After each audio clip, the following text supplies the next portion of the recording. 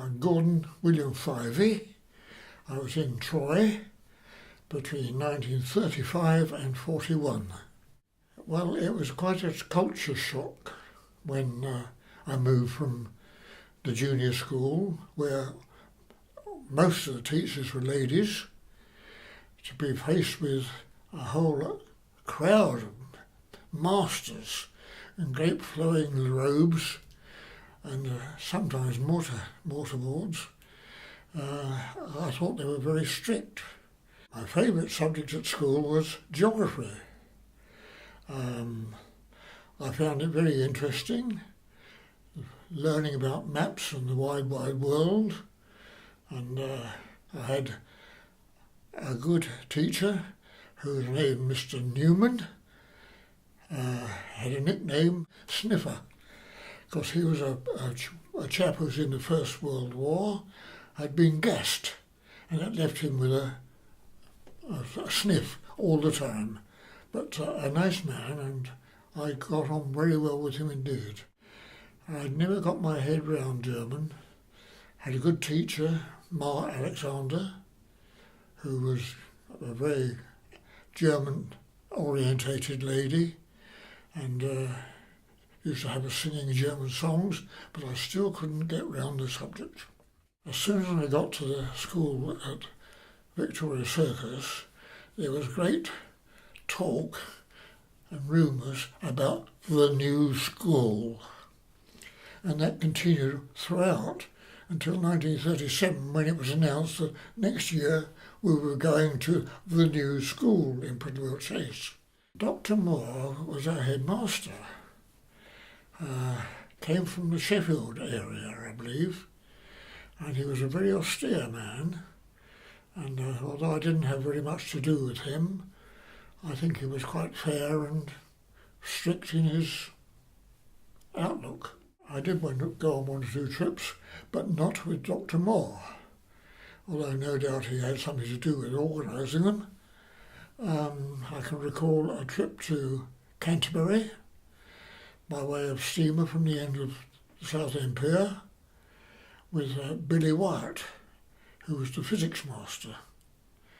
We went, and another trip I remember was to Chichester, where I can't remember who was in charge, but we drove all the way down, stopped at Windsor and looked at Windsor and went on the river for a bit, I think, then down to Chichester, where we were conducted round Shipham's paste factory, which we all found quite interesting, but I think it was a good day out.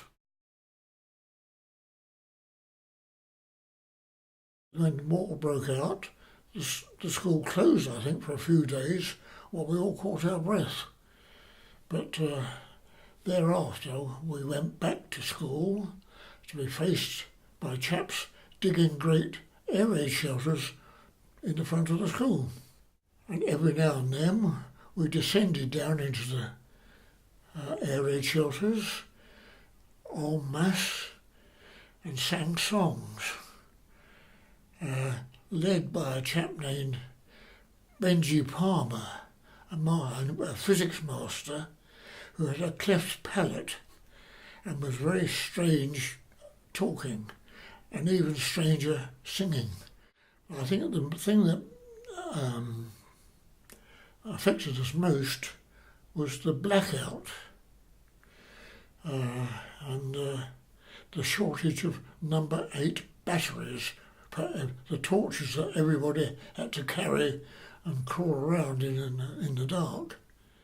I personally got involved with the Scouts and went round delivering sandbags to all the air raid shelters and public buildings around the town, for which I got a defence medal or something like that.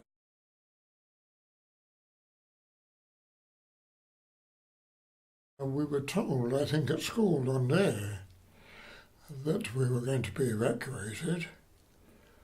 Oh, great excitement. We didn't know much about it, but we were told to report at a particular time, which was pretty early in the morning, a Sunday morning, I think it was. 2nd of June, from memory. We were supposed to report at the school about 5 o'clock in the morning, something like that, which we did. Bring a case full of this, that and the other. And we duly arrived there. We bussed down to the station at Southend. We were hundreds of children waiting for trains, all in little groups. We were in our Southend High School group. Eventually we got onto the train. Still didn't know where we were going, but we said fond farewells to our family. I don't know what they thought about it, but I personally didn't think anything of it at all. I was just going on a trip. Anyway, we sailed along in the train and past London, and we gathered we were going further north. And eventually we stopped at a grimy little station in town, looked out, it said Mansfield. And going back to my geography training, I remembered that Mansfield was on the York, Derby and Notts coalfield. And lo and behold, when we got out of the train and stood outside in the car park, there were slag heaps all over the place. So we were in coal mining country. I went to Crompton Street, number 45. I was deposited. I knocked on the door. Nothing happened. Then a face came from across the fence at the next door. They're out. This chap next door said, come in here and wait for him. They'll be back in a little while. They've gone to the hospital. Eventually, my foster parents, so-called, arrived back home, and he took me in there. They'd been to the hospital to meet their son, or visit their son, whose name was Gordon, 5 years old. He'd got scarlet fever or something like that.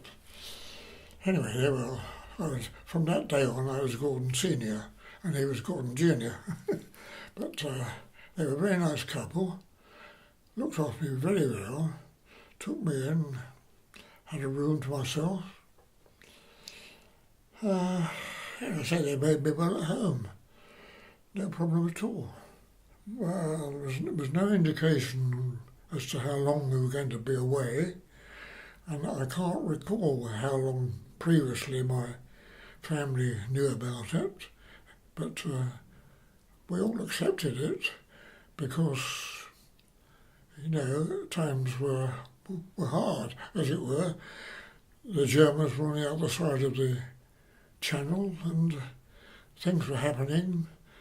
Fortifications were being built along the seafront, and, all right, got to be evacuated, so what? But when we went to Mansfield, the junior school, which I suppose was up to the fourth form, third form perhaps, I don't know, they went to a college called Brunts, B-I-U-N-T-S, Brunts. They all went there, never saw them again. The rest of us, the senior school, we went to Queen Elizabeth Grammar School, where we shared the school with the locals, and I can't remember the thing, I think we went in the morning, they went in the afternoon, or vice versa, I can't remember, but we were never at school with them at all. Well, the locals regarded us as posh, which I suppose we were in their eyes. We spoke proper. They spoke Yorkshire, I think, really, basically. But they were quite friendly. Their main jobs were down the mines. So we saw little of them, really. because the local miners, they set out to work about 5 in the morning and finished about 4 in the afternoon and went to bed. So there was very little contact really with the local boys, but the ones that were, and they were the boys of the families who were visited with, they were quite friendly, quite good. Outside of school, as I said, the old boys provided facilities for a club in Mansfield, where we went to once a week. They had a ping pong table or darts board and things like that. And we had a dance occasionally with girls. I don't know where they came from. I think they came from a little town outside Mansfield called Mansfield Woodhouse, which is where Southend High School girls had been billeted. So I think they came from there. Anyway, quite interesting. Outside of school, my main recollections are going down to a little village called Plesley, which was a mining village, Plesley Pit. And down there we went to some church hall where a crowd of ladies used to hold a weekly dancing class of old-time dancing. And 2 or 3 of us roped into this. Frank Layton,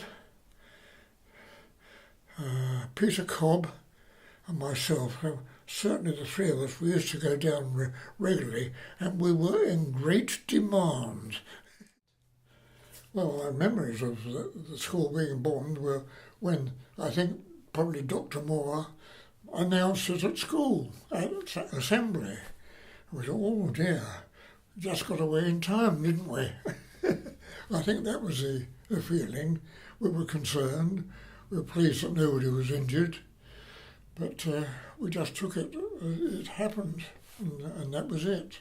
There were 2 bombs hit the school, I think, one at the front of the school, in what was the gymnasium, I think, and the other at the back of the school where the stage was.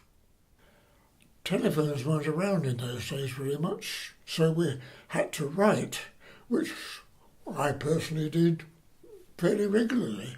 I got letters from home fairly regularly from mother, father, aunts, cousins, kept in touch. There was no television, there was wireless. We heard news from the wireless and heard the wireless programmes were kept us in touch with things in general. But no, we enjoyed it. It was not a chore to write home. Overall, I cannot fault it. I enjoyed it. I was very lucky. I had very nice family I was billeted with. So I enjoyed my time there quite a lot. So much so that I kept in touch with the family, and I am in fact still in touch with that 5-year-old boy, Gordon.